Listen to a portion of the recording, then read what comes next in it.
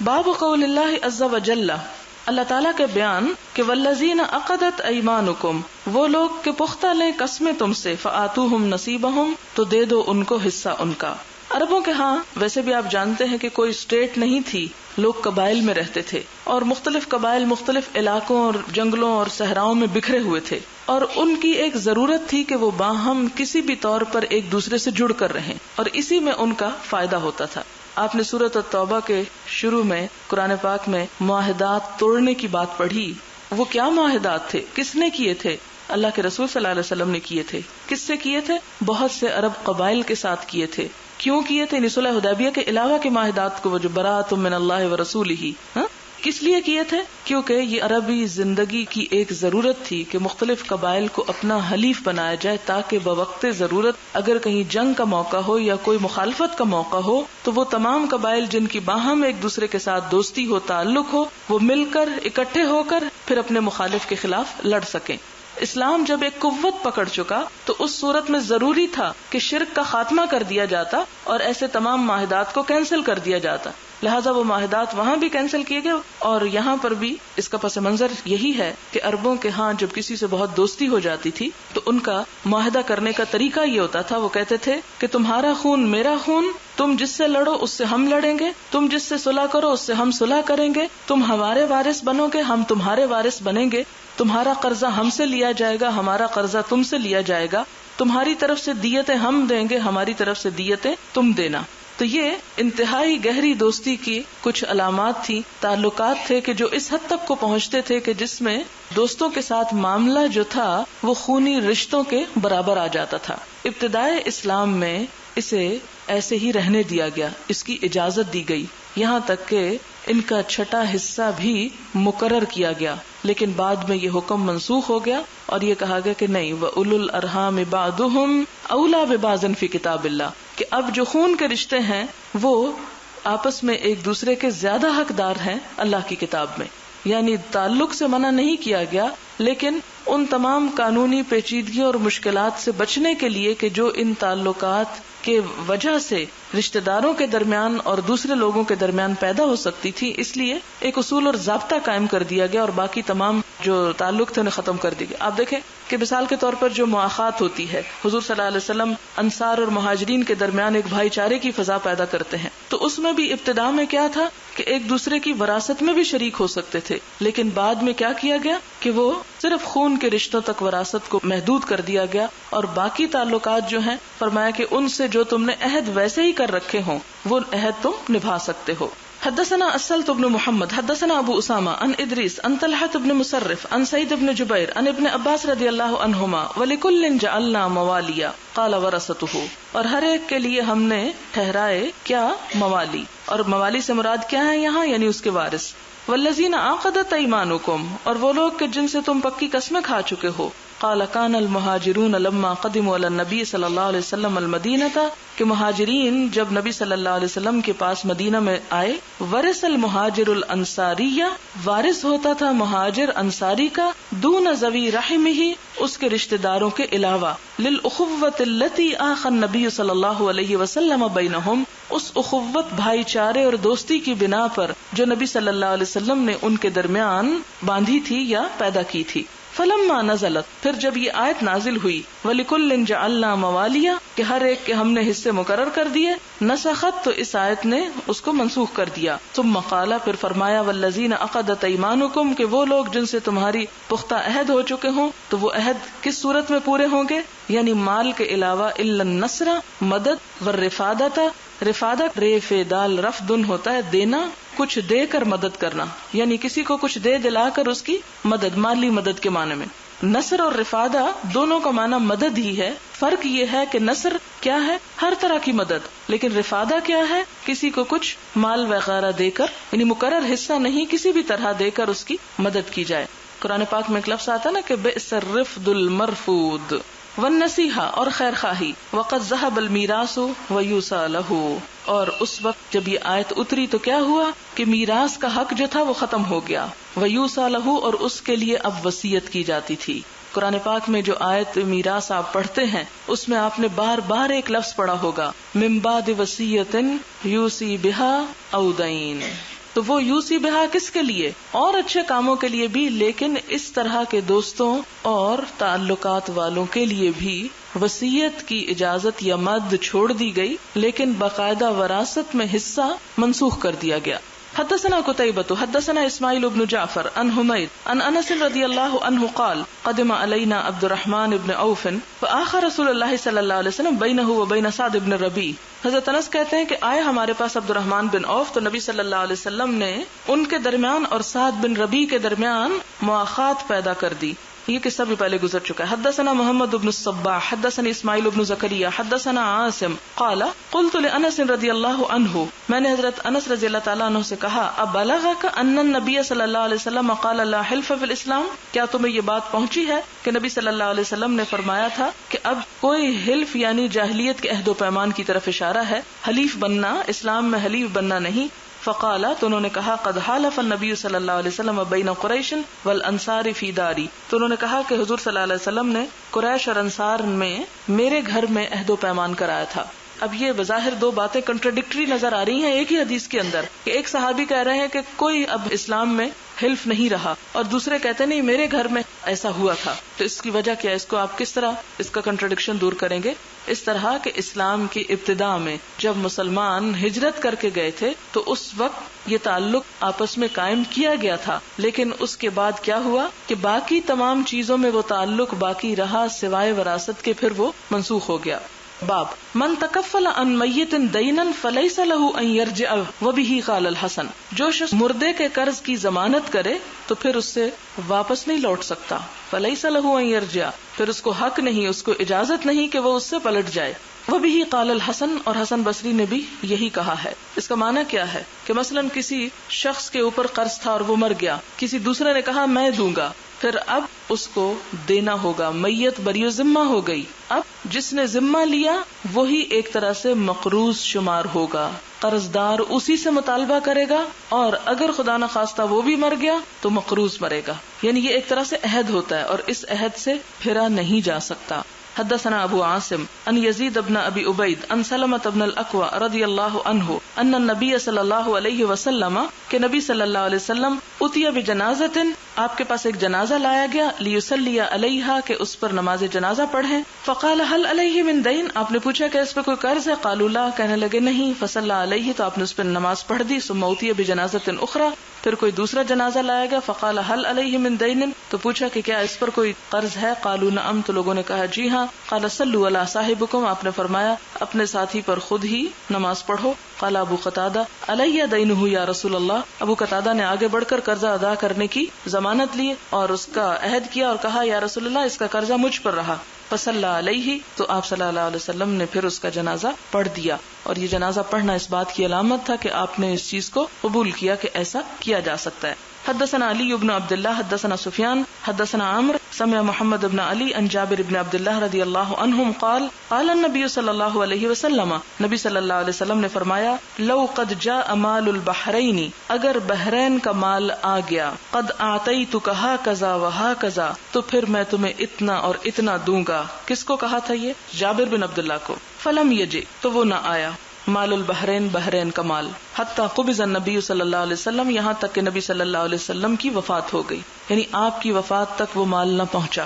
فلما جاء مال البحرین، جب مال آ گیا بحرین کا، امر ابو بکر، تو حکم دیا ابو بکر نے، فنادا، پھر منادی کی گئی کہ من کان لہ عند النبی صلی اللہ علیہ وسلم عدۃ، کہ جس سے بھی نبی صلی اللہ علیہ وسلم نے کوئی وعدہ کیا تھا اس مال کے دینے کا، او دین، یا کوئی قرضہ ہے، فلیأتنا، تو چاہیے کہ ہمارے پاس آ جائے، یعنی حضور صلی اللہ علیہ وسلم بحرین کی طرف سے آنے والے مال کا، خراج کا، جو ان لوگوں پر عائد ہوا تھا، انتظار کر رہے، اور ہو سکتا ہے کہ کوئی لے کر چل پڑا ہو، لیکن جب تک وہ مال پہنچا آپ صلی اللہ علیہ وسلم کی وفات ہو چکی تھی۔ آپ کی وفات کے بعد حضرت ابو بکر صدیق رضی اللہ تعالیٰ عنہ کیا تھے؟ خلیفہ تھے۔ انہوں نے کیا کیا؟ لوگوں کو اکٹھا کیا، ان سے کیا کہا کہ لوگوں، اگر کسی سے بھی حضور نے کوئی عہد کیا تھا صلی اللہ علیہ وسلم، یا کوئی بھی آپ کا قرضہ اس کے اوپر ہے، یعنی آپ کے ذمے کسی شخص کا کوئی قرضہ ہے، تو وہ چاہیے کہ سب آ جائے میرے پاس تاکہ میں اس کو چکا دوں۔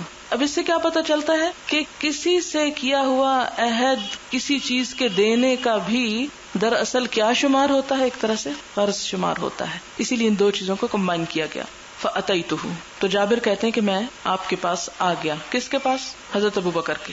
فَقُلْتُ، تو میں نے کہا، ان النبی صلی اللہ علیہ وسلم قال لی کذا و کذا، کہ مجھے نبی صلی اللہ علیہ وسلم نے اتنا اور اتنا دینے کا کہا تھا.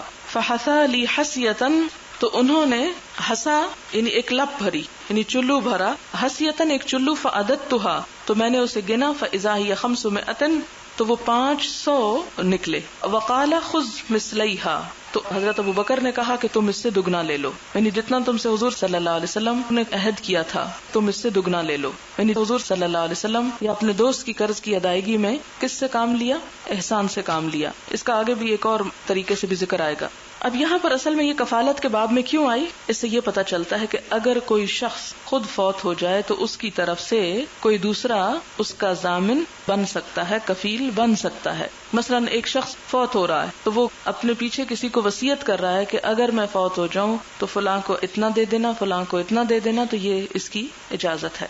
باب جوار ابی بکر فی عہد رسول اللہ صلی اللہ علیہ وسلم و عقدہ، جوار پناہ دینا ابو بکر رضی اللہ تعالی عنہ کو فی عہد رسول اللہ صلی اللہ علیہ وسلم، نبی صلی اللہ علیہ وسلم کے زمانے میں، وعقدہ اور اس سے عہد کرنا. اب یہ قصہ آپ پڑھیں گے تو پتہ چلے گا کہ حضرت ابو بکر صدیق رضی اللہ تعالیٰ عنہ نے ایک مرتبہ جب کفار نے بہت ستانا شروع کیا تو انہوں نے ہجرت کا ارادہ کیا. جو ہی ہجرت کا ارادہ کیا تو ایک قبیلے کے سردار نے ابو بکر کو دیکھا کہ وہ اپنا ملک چھوڑ کے جا رہے ہیں تو وہ بڑے پریشان ہوئے اور کہا کہ ابو بکر تم جیسا انسان مکہ سے نکلنا نہیں چاہیے، میں تمہاری ضمانت دیتا ہوں اور میں تمہارا کفیل بنتا ہوں، میں تمہارا گارڈین بنتا ہوں، تم چلو واپس. تو حضرت ابو بکر صدیق رضی اللہ تعالیٰ عنہ ہجرت سے واپس آ گئے. شاید آپ کے ذہن میں کبھی خیال آیا ہو کہ اتنے لوگوں نے حبشہ کی طرف ہجرت کی تھی، حضرت ابو بکر نے کیوں نہیں کی تھی؟ تو اس میں ایک وجہ یہ تھی کہ وہ کرنے کو جا رہے تھے لیکن راستے میں اللہ تعالیٰ نے ایسا سامان پیدا کیا کہ ابو بکر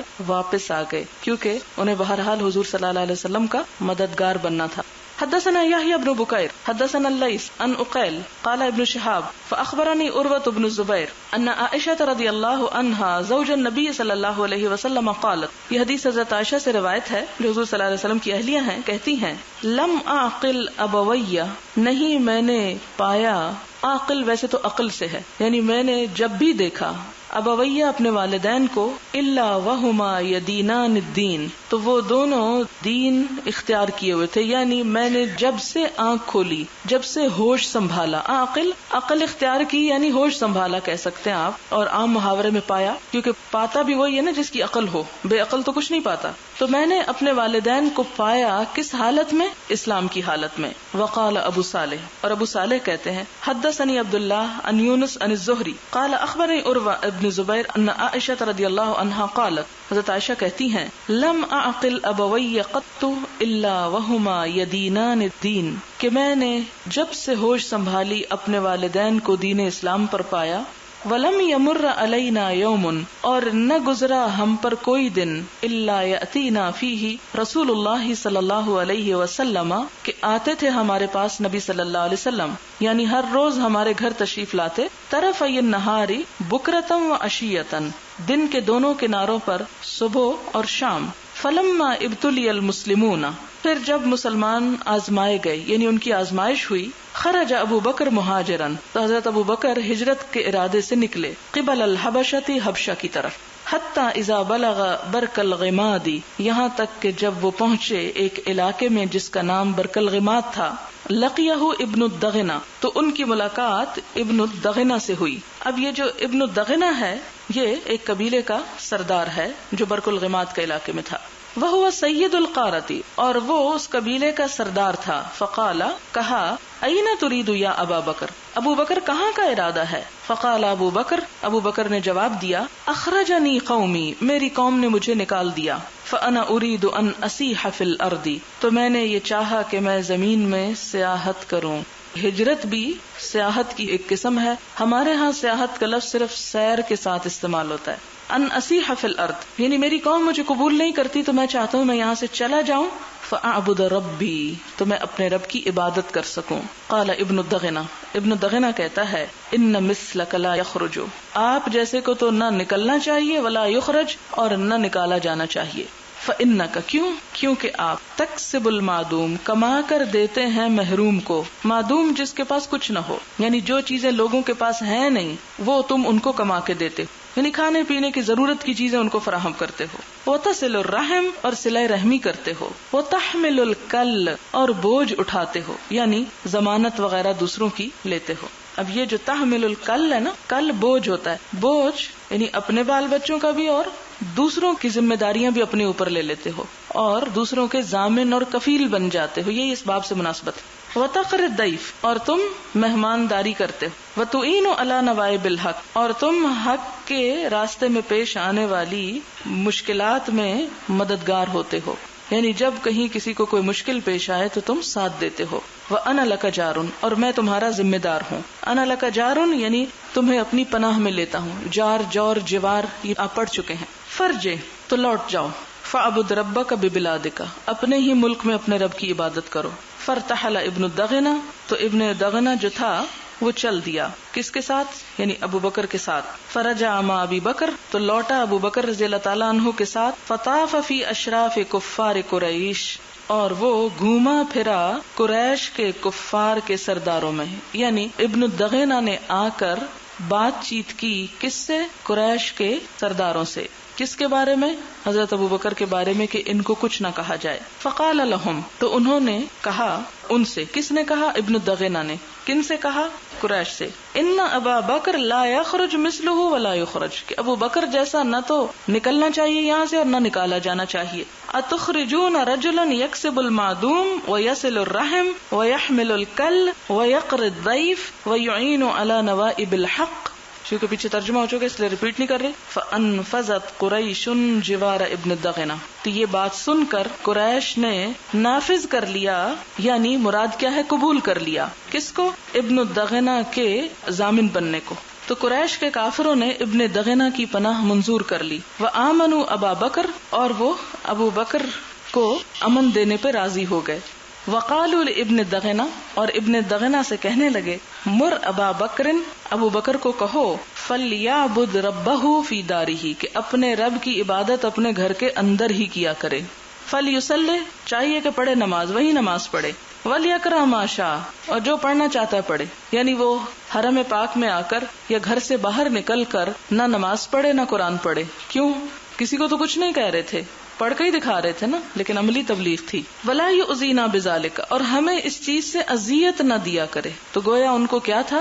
حضرت ابو بکر کے قرآن اور نماز سے اذیت ہوتی تھی۔ ولا یستعلن بہ اور اس کا اعلان نہ کرے، یعنی اعلانیہ یہ کام نہ کرے۔ آپ دیکھیں کہ اس سے یہ بات پتہ چلتی ہے کہ کسی بھی اچھے کام کو جہاں چھپا کر کرنا بہت بڑی نیکی ہے، وہاں بعض اوقات ظاہر کر کے کرنا بھی نیکی ہے۔ کیوں؟ اس لیے کہ بہت سے لوگ جو وہ کام نہیں کر رہے ہوتے، جب دوسرے کو ایک اچھا کام کرتے ہوئے دیکھتے ہیں تو ان کو بھی کرنے کا خیال آ جاتا ہے۔ فَإِنَّا قَدْ خَشِينَا أَن يَفْتِنَ أَبْنَاءَنَا کیونکہ ہمیں یہ خطرہ ہے کہ ہمارے بچے فتنے میں پڑ جائیں گے، یعنی وہ ابو بکر سے متاثر ہو جائیں گے، گمراہ ہو جائیں گے ان کے خیال میں۔ وَنِسَاءَنَا اور ہماری عورتیں۔ اس سے کیا پتہ چلتا ہے کہ سوسائٹی کے دو گروہ، نوجوان اور خواتین، کسی بات کو جلدی قبول کرتی ہیں۔ قال ذلك ابن الدغنہ اس بات کو ابن الدغنہ نے کہہ دیا، کس سے؟ ابی بکر ابو بکر سے۔ فتفق ابو بکر یعبد ربہ فی دارہ تو شروع ہو گئے ابو بکر رضی اللہ تعالی عنہ اپنے رب کی عبادت کرنا، کہاں؟ فی دارہ اپنے ہی گھر میں۔ ولا یستعلن بالصلاۃ اور وہ اعلانیہ نماز نہیں پڑھتے تھے۔ ولا القراءۃ اور نہ قرات فی غیر دارہ اپنے گھر کے علاوہ، یعنی اپنے گھر میں ہی عبادت اور قرات اور تلاوت بآواز بلند کرتے، اس کے علاوہ کہیں نہ کرتے۔ ثم بدا لابی بکر پھر ابو بکر کو ایک خیال آیا، بدا یعنی ظاہر ہوا، آئیڈیا آیا۔ فبتنا تو انہوں نے تعمیر کر لی، مسجدن ایک مسجد، بفناء دارہ اپنے گھر کے ہی صحن میں۔ وبرز اور باہر نکلے، فکان یصلی فیہ تو وہ اسی میں نماز پڑھتے تھے، ویقرأ القرآن اور قرآن کی تلاوت کرتے تھے۔ کہاں کرتے تھے؟ اپنے گھر کے صحن کی مسجد میں۔ فیتقصف علیہ نساء المشرکین تو مشرکین کی عورتیں ان پر ہجوم کر دیتی، وابناؤہم اور ان کے بچے، ان کے بیٹے، یعجبون ان سے تعجب کرتے، حیران ہوتے، وینظرون الیہ اور ان کو دیکھتے، یعنی حیرانی کے ساتھ ابو بکر کو دیکھتے کہ یہ کیا کر رہے ہیں۔ وکان ابو بکر رجلا بکا، اور ابو بکر جو تھے بہت رونے والے انسان تھے. لا یملک دمعہ حین یقرأ القرآن، جب بھی قرآن پڑھتے اپنے آنسوؤں کو روک نہ سکتے تھے. یعنی قرآن اس طرح ان کے دل میں اترتا تھا، کیونکہ رونے کا تعلق دل سے ہوتا ہے نا، تو جو چیز دل میں اثر کرے اسی کی وجہ سے رونا آتا ہے. فَأَفْزَعَ ذَلِكَ أَشْرَافَ قُرَيْشٍ مِنَ الْمُشْرِكِينَ، تو اس چیز نے مشرکین کے سرداروں کو خوف زدہ کر دیا کہ یہ تو بات بگڑ گئی، ہم نے جو پناہ قبول کی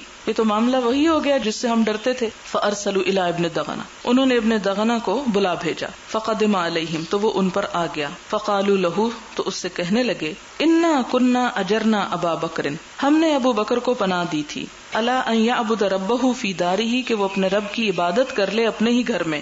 وَإِنَّهُ جَاوَزَ ذَلِكَ، لیکن اس نے اس بات سے تجاوز کر لیا، حد سے بڑھ گیا. فَابْتَنَا مَسْجِدًا بِفِنَاءِ دَارِهِ، تو اس نے بنا ڈالی ایک مسجد، کہاں؟ اپنے گھر ہی کے صحن میں. وَأَعْلَنَ الصَّلَاةَ، اور علانیہ پڑھنی شروع کر دی نماز، وَالْقِرَاءَةَ، اور قرات. وَقَدْ خَشِينَا أَن يَفْتِنَ أَبْنَاءَنَا وَنِسَاءَنَا، تو ہمیں ڈر ہے کہ فتنے میں ڈالے گا ہمارے بچوں اور عورتوں کو. فَأْتِهِ، تو اس کے پاس جاؤ. فَإِنْ أَحَبَّ أَن يَقْتَصِرَ، اگر وہ پسند کرے کہ وہ اکتفا کرے گا، عَلَىٰ أَن يَعْبُدَ رَبَّهُ فِي دَارِهِ، کہ وہ اپنے رب کی عبادت اپنے گھر ہی کے اندر کر لے. فعلا، تو کرتا رہے. وَإِنْ أَبَى، اور اگر وہ انکار کرے کہ گھر کے اندر کرنے کی بجائے باہر مسجد میں کرے گا، إِلَّا أَن يُعْلِنَ، مگر یہ کہ اعلان ہی کر کے کرے گا، ذَلِكَ، اس بات کا. فَسَلْهُ، تو اس سے پوچھ لیجئے، أَن يَرُدَّ إِلَيْكَ ذِمَّتَكَ، کہ لوٹا دے تیری طرف تیرے ذمے کو، یعنی تیری کفالت سے پھر وہ باہر آ جائے، تیری ضمانت تجھے واپس لوٹا دے. فَإِنَّا كَرِهْنَا أَن نُخْفِرَكَ، کیونکہ ہمیں ناپسند ہے یہ بات کہ ہم تمہاری امان کو توڑیں، یعنی جو ہم نے تمہارے سے عہد کیا تھا وہ ہم پورا کرنا چاہتے ہیں. اس سے ایک اور بات پتہ چلتی ہے عرب جاہلی معاشرے کی. انسان بعض اوقات سوچتا نا کہ اللہ تعالیٰ نے اتنے بے آب و گیا صحرائی علاقے کو قرآن کے نزول کے لیے کیوں چنا تھا، اور عرب جیسے اتنے شدید اکھڑ مزاج لوگوں کو اسلام کی خدمت کے لیے کیوں پسند کیا. تو ان کی چند ایک صفات کی وجہ سے، چند خوبیوں کی وجہ سے، اور دور جاہلیت کے شرک اور فساد اور گمراہیوں کے باوجود ان کے اندر چند ایک خوبیاں ایسی تھیں کہ جو انہیں ہر دوسرے قبیلے یا علاقے سے ممتاز کرتی. نمبر ایک یہ کہ بات کے سچے اور کھرے ہوتے، جو کہہ دیتے تھے وہ کر کے ہی دم لیتے تھے، یہ ان کی بہت بنیادی خوبی تھی. دوسری خوبی کیا تھی کہ وعدہ نہیں توڑتے تھے. تیسری خوبی یہ تھی کہ انتہا درجے کے مہمان نواز تھے. یہ خوبیاں جو تھیں یہ کہیں اور پائی نہیں جاتی تھی. آپ دیکھیں کہ آج تو مسلمان معاشرے کے اندر جھوٹ عام ہے، وعدہ پورا کرنا تو ویسے ہی کوئی بات نہ ہوئی، اور مہمان نوازی وہ بھی صرف اس صورت میں ہوتی ہے کہ جہاں کوئی مفاد مقصود ہو، اس کے علاوہ نہیں. لیکن عربوں کے ہاں ہر ایک کی مہمان نوازی کرتے تھے، خواہ وہ کسی کو جانتے ہوں یا نہ جانتے ہوں. اب آپ دیکھیں کہ کیا مشکل تھی، جو ہی ابو بکر باہر آئے یہ پھر ہجوم کر دیتے، لیکن ایسا نہیں کیا. جس کے ساتھ عہد کیا تھا اس کو بلا کے اس کے ساتھ اس عہد کو ختم کرنے کی بات کی. وَلَسْنَا مُقِرِّينَ لِأَبِي بَكْرٍ الْإِسْتِعْلَانَ، اور ہم ابو بکر کو کبھی بھی علانیہ عبادت کرنے کی اجازت نہیں دیں گے. قالت عائشة فأتى ابن دغنہ، حضرت عائشہ کہتی ہیں کہ ابن دغنہ آیا ابا بکر حضرت ابو بکر کے پاس. فقال، تو کہا، قد علمت الذي عقدت لك عليه، تم جانتے ہو کہ جو تمہارے لیے میں نے عہد کیا تھا. فإما ان تقتصر على ذلك، یا تو پھر تم اسی پر اکتفا کرو. وإما ان ترد إلي ذمتي، یا پھر یہ کہ میرے ذمے یا ضمانت کو مجھے واپس لوٹا دو. فإني لا أحب، کیونکہ میں یہ نہیں پسند کرتا، ان تسمع العرب، کہ عرب یہ بات سنے، انی اخفرت فی رجل عقدت له، کہ عربوں میں یہ مشہوری ہو کہ میرا ذمہ توڑ دیا گیا ایک شخص کے بارے میں کہ جس سے میں نے عہد لیا تھا. قال ابو بکر، تو ابو بکر کہنے لگے، انی ارد الیک جوارک، میں تیری امان تجھی کو واپس لوٹاتا ہوں، تیری ضمانت تجھے دیتا ہوں. وارضا بجوار اللہ، اور میں پسند کرتا ہوں اللہ کی پناہ کو، اللہ کی امان کو. میں راضی ہوں کہ اللہ ہی مجھے امان دے، میں انسانوں کی امان سے بری ہوں. ورسول اللہ صلی اللہ علیہ وسلم یوم اذن بمکہ تھا، اور نبی صلی اللہ علیہ وسلم ان دنوں ابھی مکہ ہی میں تھے. فقال رسول اللہ صلی اللہ علیہ وسلم، تو جب یہ ابن دغنہ کی امان ختم ہو گئی تو نبی صلی اللہ علیہ وسلم نے فرمایا، قد اریت دار ہجرتکم، مجھے تمہاری ہجرت کی جگہ دکھا دی گئی، یعنی خواب میں یا وحی کے ذریعے آپ کو دکھا دی گئی. رأیت سبخۃ، میں نے ایک کھاری زمین دیکھی ہے. سبخ کہتے ہیں کھاری نمکین زمین. ذات نخل، جو کھجوروں والی. بین لابتینی وہما الحرتانی، جس کے دو طرف کالی پتھریلی زمین ہے، یعنی جس کے دونوں کناروں پر پتھریلی کالی زمین ہے، وہاں پر مجھے ہجرت کی جگہ دکھا دی گئی.